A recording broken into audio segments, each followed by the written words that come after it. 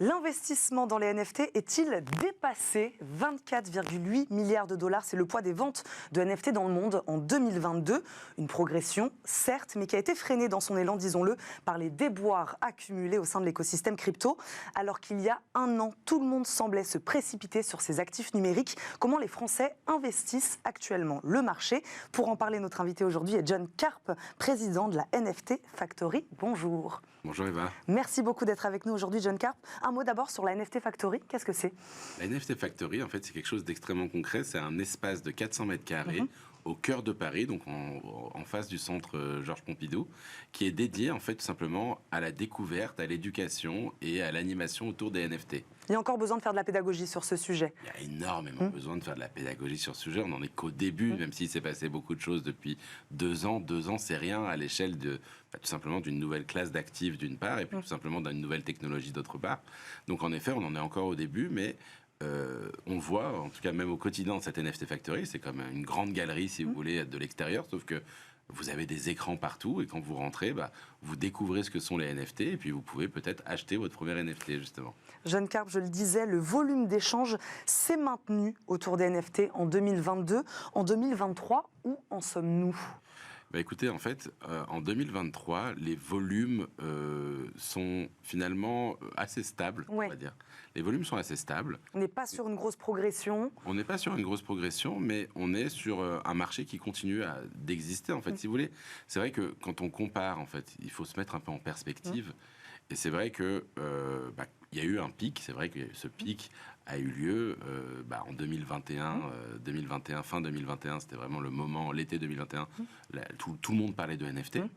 Et donc, c'est vrai que à ce moment-là, c'était la découverte et donc une sorte de ruée vers l'or qui a eu lieu. Maintenant, on est dans une phase un peu plus de maturité. Et donc, dans cette phase de maturité, en fait, ce qu'il faut faire, c'est comparer aussi les chiffres par rapport à il y a 2-3 ans. Par exemple, si vous comparez les chiffres de 2022 ou 2023 par rapport à 2020, vous vous rendez compte que c'est quand même des volumes qui sont 100 fois supérieurs. Donc, ça veut dire que, en fait, le marché, aujourd'hui, est existant. Il est existant, il se stabilise. Voilà, donc on a un marché existant, on a un marché qui est existant et qui, en effet, on a eu des abus liés à la découverte, on va dire, de ce marché. Et maintenant, c'est un marché qui grandit, qui devient mature et sur lequel, finalement, on commence à avoir des personnes éduquées qui investissent sur ce marché. Est-ce qu'il a échappé à la vague de panique, je le disais, qui a eu lieu sur le marché crypto en 2022 ? Alors, il y a eu... en fait, il y a eu un tri qui s'est fait. Il y a eu un tri qui s'est fait. Ça veut dire que... mais c'est un peu comme tous les marchés, si vous voulez. Même, on va comparer ça, je sais pas, de l'immobilier ou au marché de l'art. Quand les marchés sont en phase un peu extrêmement spéculative, tout et n'importe quoi prend de la valeur, quel que soit le sous-jacent.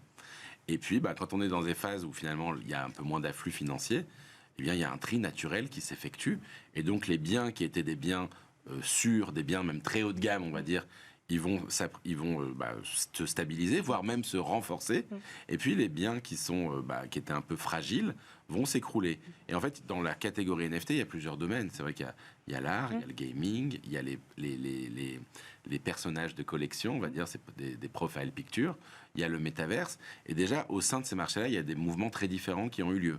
On voit que l'art, finalement, c'est extrêmement, plutôt bien maintenu, finalement. Et même au sein de l'art, à la limite, les pièces, on va dire... forts de grands artistes ou historiques se sont même renforcés. On a eu la plus grosse vente la semaine dernière de NFT d'art génératif qui a jamais eu lieu, qui a été faite chez Sotheby's. Ils ont vendu, c'est une vente qui était presque plus de 11 millions de dollars, dont une pièce qui s'est vendue pour plus de 5 millions de dollars. Donc, qui sont ces fameux les ringers de Dimitri Tcherniak dans la collection Art Blocks. Bon, c'est très spécifique. C'est très spécifique, mais quand vous vous intéressez à ce marché, c'est comme tout. En fait, quand vous vous intéressez, vous savez que, par exemple, le mouvement d'art génératif au sein des NFT art est extrêmement fort et que sur du très long terme, finalement, c'est des biens qui s'apprécient, qui commencent à être rentrés dans des musées. Voilà, on a vu le centre Georges Pompidou qui a commencé à avoir sa propre collection de NFT, ou le LACMA à Los Angeles, ou d'autres musées qui commencent à s'y intéresser. Donc, le mouvement artistique sur des pièces de très forte valeur et sur le côté art va continuer de devenir quelque chose d'assez rassurant et qui va même continuer à s'apprécier. A contrario, en effet, des choses qui avaient été montées rapidement, il y avait des profils de canards qui sont qui n'avaient pas vraiment de réalité économique, qui vendaient des projets à moyen terme.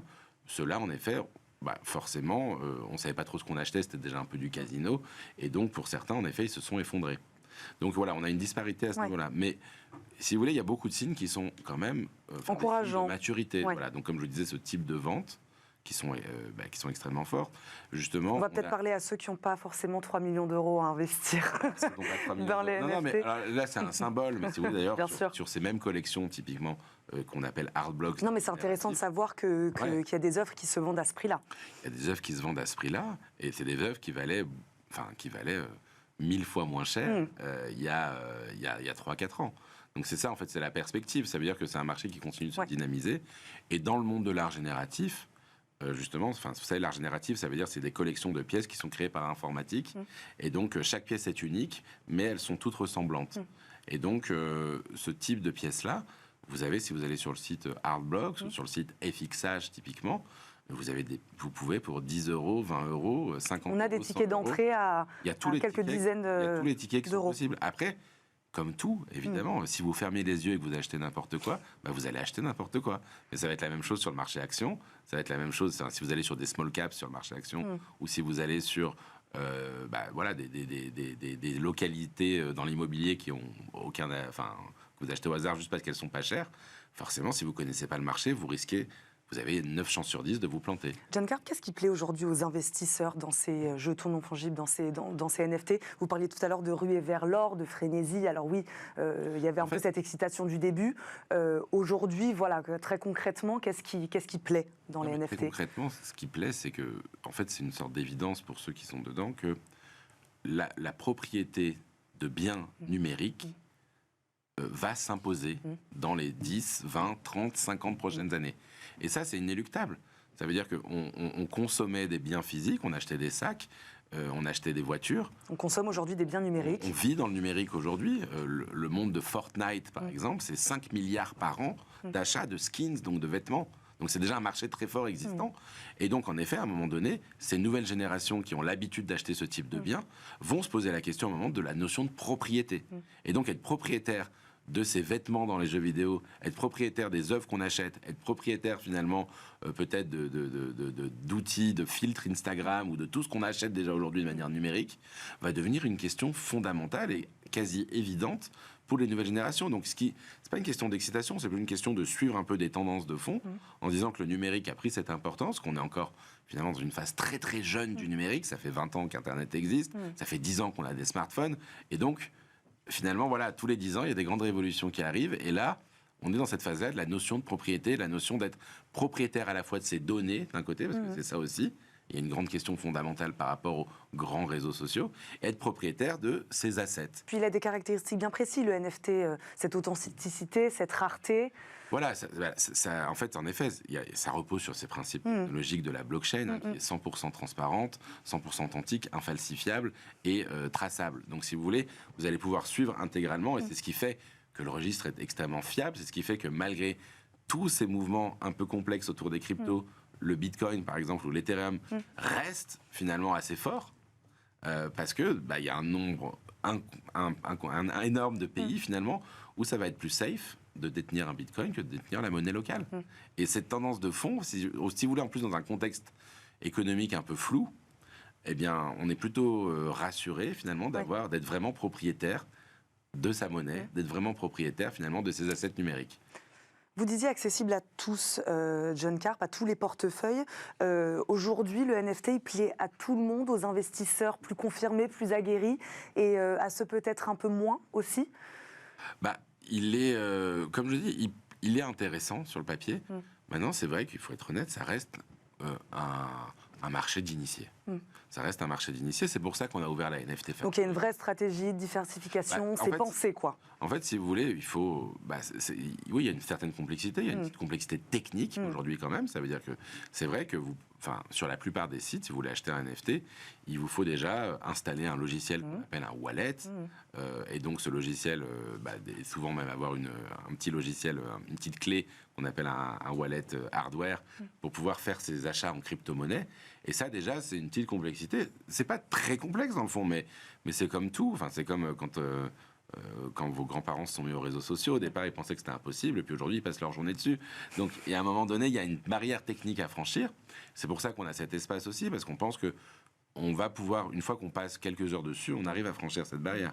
Mais c'est vrai qu'il y a ce frein aujourd'hui qui existe. Et puis, il y a un frein, comme sur tous les marchés, comme je disais, c'est vrai que si vous allez en tant qu'amateur, ça veut dire qu'on peut acheter un NFT, par exemple de l'art, pour soutenir un artiste, c'est ce qui est beaucoup le cas aujourd'hui, par plaisir, pour le plaisir de collectionner, de posséder. Et donc, là, à la limite, vous ne vous trompez jamais si vous faites ça, parce que de toute façon, vous n'avez pas d'attente particulière.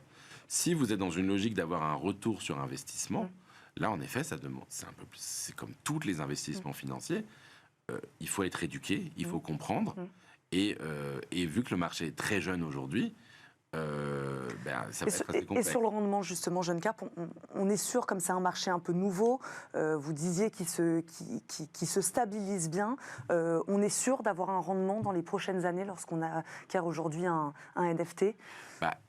Évidemment, ça dépend du NFT. En fait, c'est comme tout type de bien. C'est comme tu me disais, est-ce qu'on est sûr d'avoir un rendement en achetant une action Oui, pour vous, c'est pas plus ou moins risqué? Pour moi, c'est plus risqué, en effet, avec un reward plus important, c'est sûr et certain. Ça veut dire que on va prendre une échelle. C'est vrai que si vous prenez aujourd'hui 1000 NFT, il y en a peut-être une dizaine qui sont des bons investissements. Donc il faut connaître. Mais par contre, c'est pas si compliqué de les identifier, de les comprendre. Et par contre, en effet, sur ces NFT-là, je pense on reste sur quelque chose, comme je disais, où le risque est plus important, le reward est plus important, c'est sûr et certain. Et pour moi, c'est ce qu'on appelle un investissement générationnel. Générationnel, ça veut dire que, justement, comme les cryptos il y a 10 ans, comme la bourse dans les années 80, comme l'immobilier dans les années 60 où vous pouviez avoir un appart à Saint-Paul pour 100 francs du mètre, et les gens vous disaient mais vous êtes fous, ça vaut rien, c'est un taudis. Là oui, c'est un peu pour les fous en se disant ça vaut rien et on ne sait pas ce qu'on achète. Mais si vous savez ce que vous achetez et que vous le comprenez, c'est un investissement générationnel et donc c'est peut-être un des seuls investissements sur lequel vous avez peut-être des potentiels de x100 sur les 10 prochaines années. Je ne vends pas du rêve, je ne suis pas là pour le faire. Et encore une fois, c'est extrêmement risqué, je le rappelle. Et si vous ne savez pas ce que vous faites, c'est sûr que vous allez vous tromper. Mais si vous le savez, si vous comprenez, là, en effet, il y a des opportunités. Mais c'était bien de le préciser. Il nous reste une petite minute. Dernière question. C'est vrai qu'on ne voit pas un jour sans un article arnaque au NFT. Pour ceux qui nous regardent, voilà, je ne sais pas, est-ce que vous avez un conseil aujourd'hui pour s'en prémunir et faire attention à ça? Non, mais je pense qu'il faut vraiment, en effet, bien se... Vous ne pouvez pas acheter un NFT du jour au lendemain. Il faut s'éduquer, il faut comprendre, il faut lire. Il faut vous regarder ce qui se fait sur Internet, venir à la NFT Factory. J'avais fait un livre qui s'appelle NFT Révolution, justement, qui expliquait comment se mettre là-dedans. C'est pas quelque chose que vous allez pouvoir faire du jour au lendemain. Il faut s'éduquer un petit peu. Mais c'est un peu comme Internet. Encore une fois, on reçoit, je pense, tous les jours des textos de DHL, de la Poste, des formations ou des colis ou je sais pas, qui nous demandent de payer pour une raison X. On est tous assez matures aujourd'hui pour sentir et comprendre que c'est une arnaque. Mais il y a quand même des gens qui tombent dedans aujourd'hui. Il y a 10 ans, il y avait beaucoup de gens qui, quand ils recevaient un email d'un oncle au Congo... Qui avait besoin d'argent. On pouvait tomber dedans. Et donc, en effet, il y a un travail d'éducation qui est assez important. Et donc, il faut avoir conscience, en effet, que c'est un monde... Le monde dans lequel on vit n'est pas safe. Et a fortiori, si c'est des notions qu'on maîtrise moins, il vaut mieux s'éduquer un peu pour pouvoir avoir les petites alertes quand des arnaques se présentent. Et c'est ce que vous faites à la NFT Factory, c'est ce que vous êtes venu faire aussi un peu sur notre plateau aujourd'hui. Merci beaucoup, Jeune Carp, d'avoir été avec nous dans Smart Patrimoine, d'avoir parlé NFT avec nous aujourd'hui. Merci. Merci, Eva. Tout de suite, c'est Enjeu Patrimoine.